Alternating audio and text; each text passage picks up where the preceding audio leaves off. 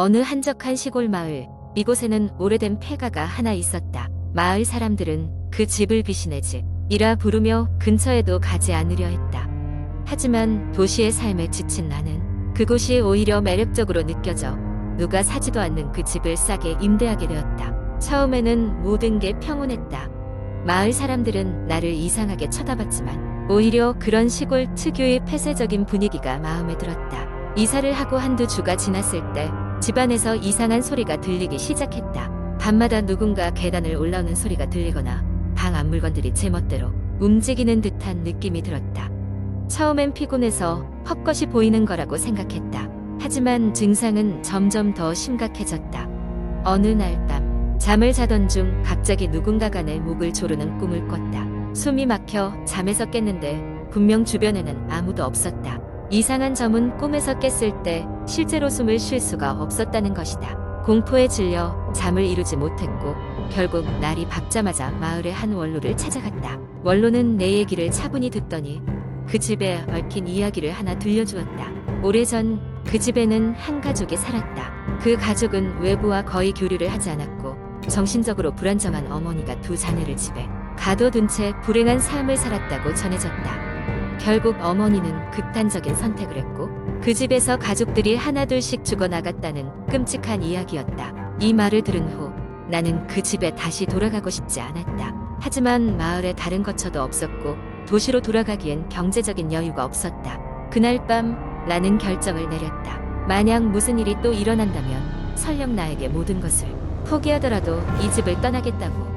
그날 밤도 어김없이 이상한 소리가 들려왔다. 이번엔 분명히 계단을 타고 올라오는 발자국이었다. 두려움에 몸이 굳어지고 숨을 죽인 채 방문을 응시했다. 그 순간 문이 천천히 열리며 어두운 그림자가 방 안으로 스며들었다. 몸을 움직일 수 없을 만큼 공포에 사로잡혀 있었고 소리도 지를 수 없었다. 그때였다. 갑자기 창문이 쾅 하고 열리며 차가운 바람이 방 안으로 휘몰아쳤다. 그 순간 그림자는 뿜어져 나오는 바람과 함께 사라졌다. 나는 그제서야 몸을 움직일 수 있었고 황급히 방을 빠져나와 밖으로 도망쳤다. 다음 날 아침 나는 마을 사람들에게 이 경험을 털어놓았고 다시는 그 집에 돌아가지 않겠다고 선언했다. 마을 원로는 내가 겪은 일이 저주에서 벗어난 것이라고 말하며 떠날 결심을 잘했다고 칭찬했다. 결국 나는 도시로 돌아와 새로운 삶을 시작했다. 그 후로도 그곳은 여전히 귀신의 집으로 남았고 아무도 그 집에 들어가려 하지 않았다. 하지만 가끔 마을을 방문할 때면 그곳에서 들리는 두려운 속삭임이 여전히 내 귀에 생생하게 남아있는 듯한 기분이 들곤 했다. 이상한 소리와 그림자들은 분명 신비로운 힘을 가진 존재일 것이고 아직도 그 집 어딘가를 맴돌고 있을 것이다. 두 번째 이야기. 한국의 인터넷 커뮤니티에는 다양한 공포 썰들이 공유되곤 합니다. 그중 하나를 매우 상세하고 길게 작성해 보겠습니다. 어느 작은 시골 마을에는 유서 깊은 고택이 하나 있었다. 이 고택은 조선시대부터 존재해온 가문의 소유였고 그 오랜 역사를 증명이라도 하듯 집은 곳곳에 세월의 흔적을 고스란히 간직하고 있었다. 하지만 이 고택에는 수십 년 전부터 내려오는 무시무시한 이야기가 있었다. 바로 이 집에 사는 사람들은 꼭 한 번은 알 수 없는 형체를 마주하게 된다는 것이었다. 이야기의 시작은 조선시대로 거슬러 올라간다. 이 집안의 선조는 나라에 큰 공을 세운 무관으로 임금으로부터 이 땅과 저택을 하사받았다. 하지만 공을 세운 뒤 얼마 지나지 않아 그 무관은 전장에서 의문의 죽임을 당했고 그의 죽음 이후 집안에는 불행이 계속되었다. 무관의 자손들은 이유 없는 병에 시달리거나 사고를 당하곤 했고 집안은 점차 기울어졌다. 사람들은 이를 두고 무관의 원혼이 깃들어 있다는 소문을 퍼뜨리기 시작했다. 세월이 흘러 현대에 들어서도 그 집안의 불운은 계속되었다. 특히나 대대로 이 저택에 살던 가족들은 정체불명의 형체를 목격하게 되는 일이 잦았다. 그 형체는 대개 한밤중에 나타났는데 불빛 아래에도 어둡게 가려져 형체를 분간하기 힘든 모습이었다고 한다. 하지만 마주한 사람들은 한결같이 느꼈다. 그 형체가 자신들을 지켜보고 있으며 때로는 말을 걸듯 무언가를 중얼거린다는 것을. 이후로는 온몸에 한기를 느끼며 왠지 모를 불안감에 시달리게 되었다. 그 형체를 본 사람들은 공통적으로 그 이후로 건강이 나빠지거나 이유 없는 사고로 고통을 겪게 되는 징크스를 경험했다. 어느 날 그런 이야기들이 사실이라는 것을 증명이라도 하듯 그 집에 한 젊은 가족이 이사를 오게 되었다. 이사는 큰 시골 마을로부터 도시의 복잡함에 지친 가족이 조용한 시골 생활을 꿈꾸며 이루어졌다.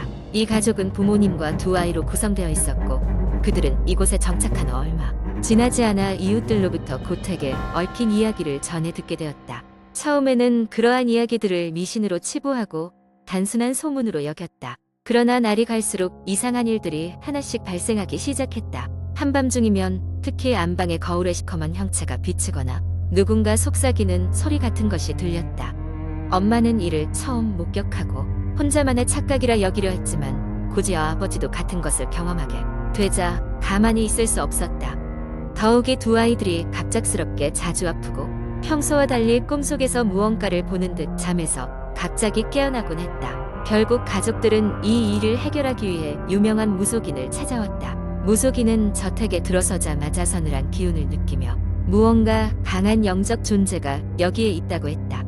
근원지를 찾아 방 안을 둘러보던 무속인은 다다미 밑에 숨겨진 낡은 상자를 발견했다.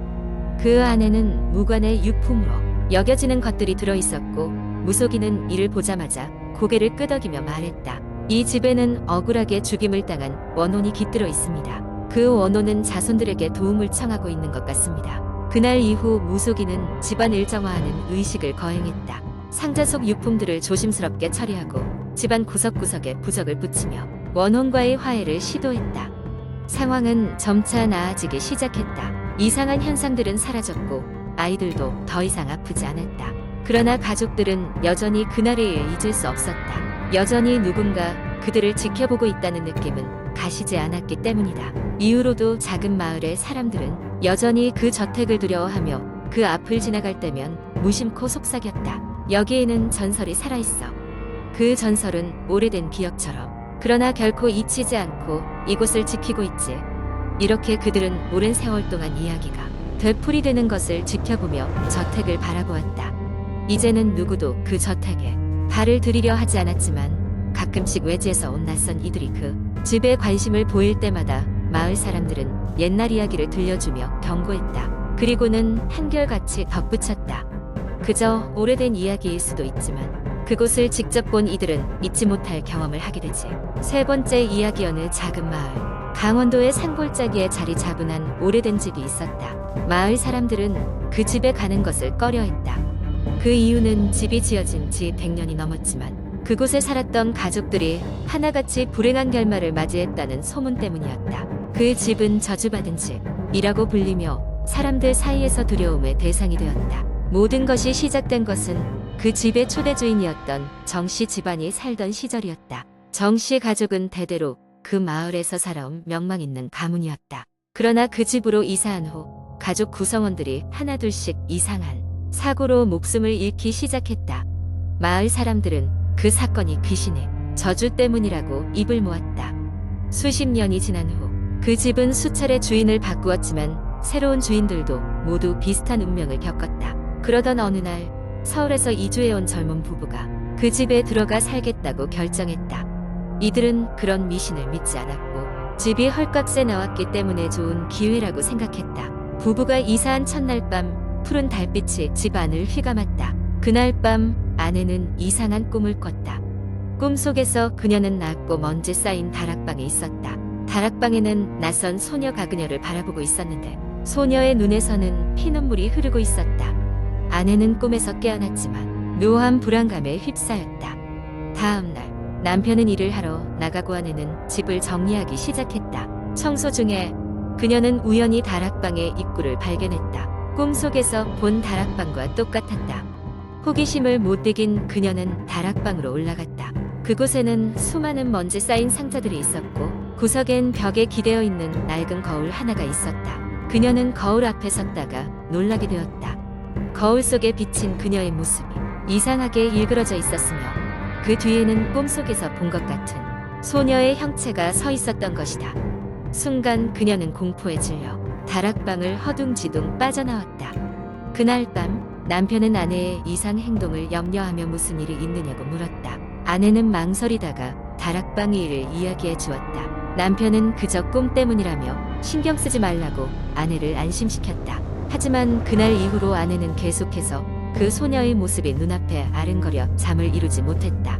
몇 날 후 남편이 아침에 깨워도 아내는 일어나지 않았다. 그는 불안한 마음에 그녀를 흔들어 깨웠지만 아내는 차갑게 쉬고 있었다. 현장에 도착한 경찰은 그녀가 심장마비로 사망했다고 결론 내렸다.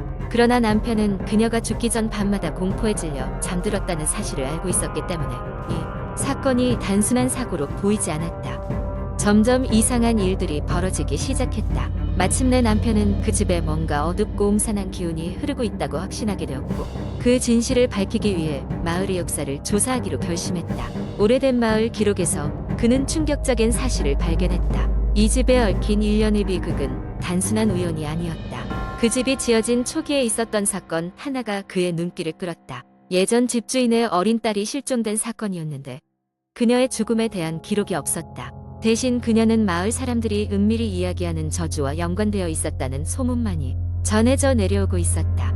남편은 자신의 아내가 경험했던 것이 단순한 환각이 아니라 그 소녀의 영혼이 전하려 했던 메시지라고 확신했다. 그는 마을의 신부를 찾아가 도움을 요청했다. 신부는 그 집을 방문한 후 그곳에서 느껴지는 어둠이 오래되고 강력한 저주에 의해 발생한 것이라고 말했다. 둘은 함께 집으로 돌아와 다락방에서 영혼을 위로하는 의식을 거행하기로 했다. 그날 밤 폭우가 쏟아지는 가운데 의식이 시작되었다. 집안의 공기는 차고 무거워졌고 조용히 흐르던 촛불은 갑자기 맹렬히 흔들렸다. 그 순간 그 소녀의 모습이 두 사람 앞에 나타났다. 남편은 떨리는 목소리로 소녀에게 사과하고 그녀의 억울한 죽음을 풀어주겠다고 약속했다. 소녀는 잠시 그들을 지켜보다가 슬픈 미소를 지으며 사라졌다. 그 순간 마치 집안의 모든 음울함이 거짓말처럼 사라지고 따사로운 기운이 감돌기 시작했다. 그 집에 씌었던 저주는 그렇게 풀리고 남편은 비로소 아내에 대한 죄책감에서 해방될 수 있었다. 그 후로 마을 사람들은 그 집이 더 이상 저주받은 집이 아니라고 믿었다. 남편은 그 마을을 떠나지 않고 계속해서 살면서 아내와 함께 그 집에 깃든 비극과 자신의 상처를 치유해 나갔다.